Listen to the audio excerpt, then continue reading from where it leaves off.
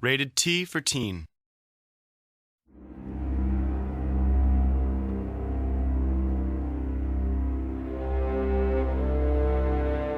The first campaign in Empire Earth 2: The Art of Supremacy is the Rise of the Nile, and this covers a time period from roughly 2200 BC to 2000 BC. And it involves making the Egyptian nation powerful. You have to free groups that are enslaved, you need to deal with bandits, you need to establish some of the first big cities, as well as partake in the mythology of the time with various temples and such.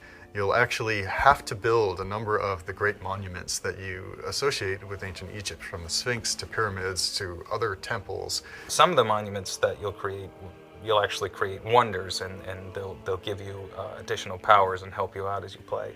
The Napoleonic campaign in Empire Earth 2: The Art of Supremacy spans the time period of late 1700s to mid 1800s and really follows Napoleon's rush across Europe. You're playing as Tsar Alexander, and you're in charge of your Russian forces. In the beginning, what you're doing is kind of helping out other allies to fight against Napoleon. And you'll also have to figure out a way to make peace with them for a little while you try and gain more territory yourself and build up your forces so that you can survive the final conflict with him. You'll learn to both love and hate Napoleon, as all of his friends eventually did, and you'll be equally glad when he's banished to exile at the end of it. When we're sitting down and trying to figure out what new to add into the game, it's a long process, but one of the areas and set of nations that we thought was important to add in was the African nations, and we have a campaign on the ascendancy of Africa in the modern times. We're really the first big-name RTS to touch on the African continent in any significant way whatsoever. Turning points are cool because you're playing from both sides of history to see how history would play out.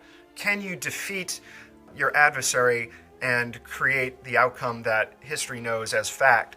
Or do you play it the other way and do a what if? What if the other force won, and how would that affect history? We've added 2 new turning point campaigns, and the first is Rorke's Drift, which is the traditional battle of the British versus the Zulus, where the British were much more technologically advanced, but the Zulus were far more numerous.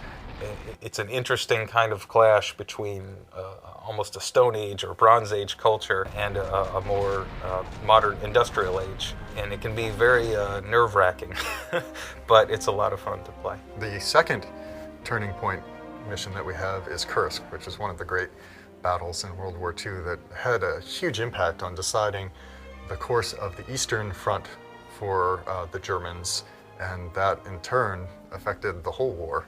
And it's a very, very pivotal battle in the history of World War II.